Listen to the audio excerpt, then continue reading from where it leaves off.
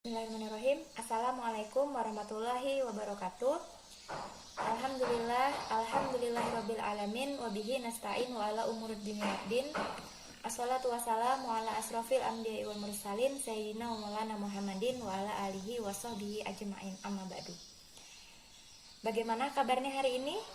Alhamdulillah, semoga hari ini kita selalu sehat dan dalam lindungan Allah Subhanahu wa taala. Oke, hari ini kita bertemu kembali pada mata pelajaran pendidikan agama Islam. Hari ini kita akan membahas tentang iman kepada kitab-kitab Allah. Nah, sebelum Ibu menjelaskan pengertian iman kepada kitab-kitab Allah, marilah kita bersama-sama berdoa agar ilmu yang kita pelajari mendapat barokah. Bismillahirrahmanirrahim. Rabbi zidni ilma warzuqni fahma. Oke, pertama Ibu akan menjelaskan tentang kompetensi dasar yang ingin kita capai, kompetensi dan tujuan pembelajaran yang ingin kita capai. Yang pertama, kompetensi dasar meyakini adanya kitab-kitab suci Allah Subhanahu wa taala. Yang kedua, peduli kepada orang lain dengan saling menasehati sebagai cerminan beriman kepada kitab-kitab Allah Subhanahu wa taala. Yang ketiga, menganalisis makna iman kepada kitab-kitab Allah Subhanahu wa taala.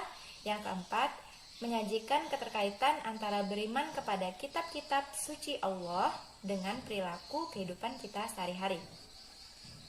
Adapun tujuan pembelajaran kita hari ini, setelah kita mengikuti proses pembelajaran, yang pertama yaitu kita dapat meyakini adanya kitab-kitab suci Allah Subhanahu wa taala. Yang kedua, peduli kepada orang lain dengan saling menasehati sebagai cerminan beriman kepada kitab-kitab Allah Subhanahu wa taala.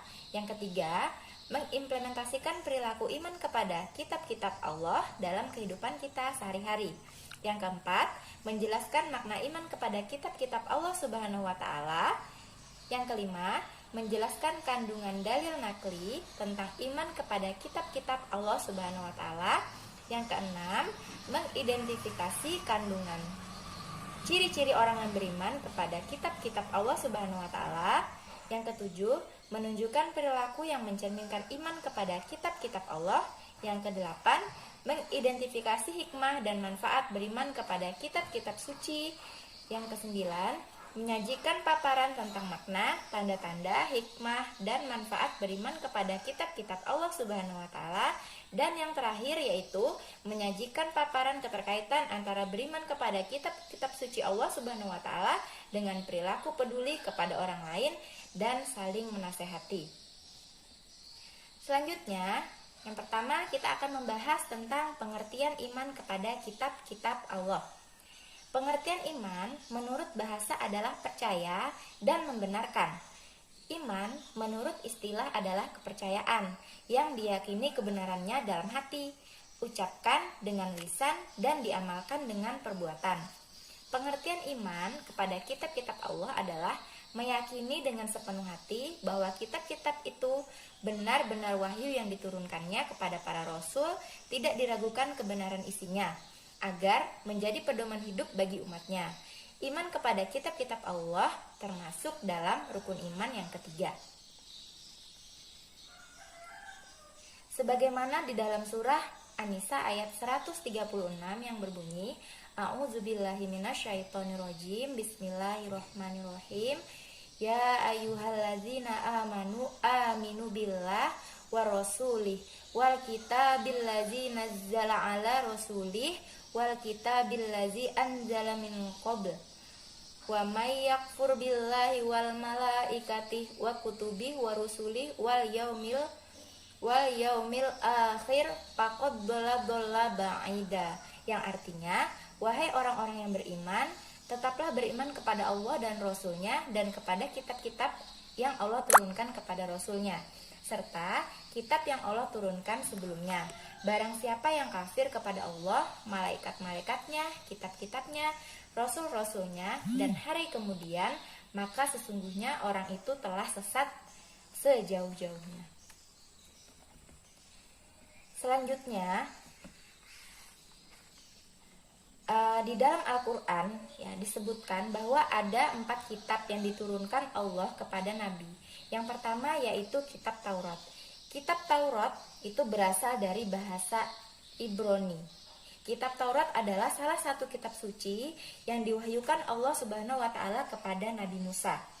Nabi Musa alaihissalam. Kitab Taurat menjadi petunjuk dan bimbingan bagi Bani Israel.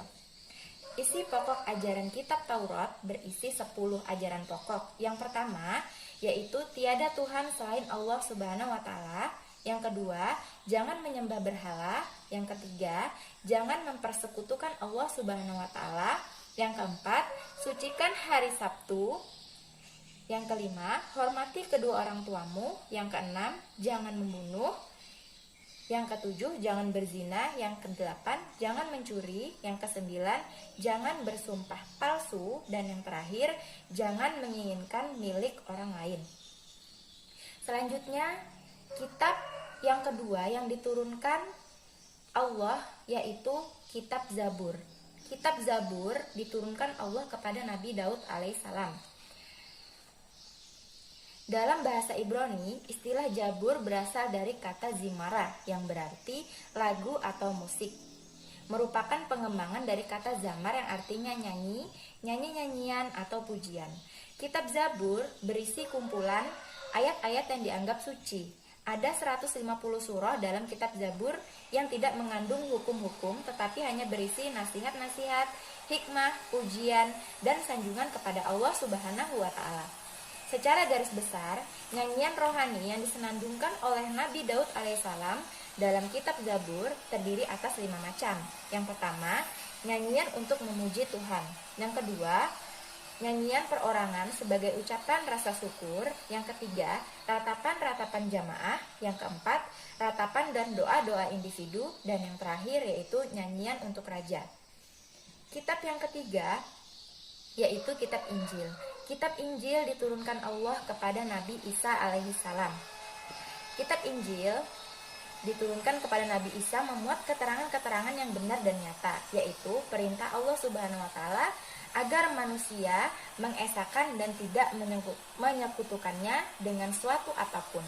Dalam kitab Injil terdapat pula keterangan mengenai akan lahiran Nabi yang terakhir sebagai Nabi penutup, yaitu Nabi Muhammad SAW. Yang terakhir yaitu kitab suci Al-Quran diturunkan kepada Nabi Muhammad SAW. Wahyu yang terakhir turun dalam kitab Al-Quran ini adalah surah Al-Ma'idah ayat 3. Ayat tersebut turun pada tanggal 9 Dzulhijjah tahun 10 Hijriah di Padang Arafah, ketika Nabi Muhammad SAW sedang menunaikan haji wada, haji perpisahan. Beberapa hari sudah menerimanya wahyu tersebut, Nabi Muhammad SAW wafat. Selanjutnya kita akan membahas tentang nama-nama lain dari Al-Quran. Nah, nama-nama Al-Quran itu sangat istimewa. Nama Al-Quran terdiri atas 5.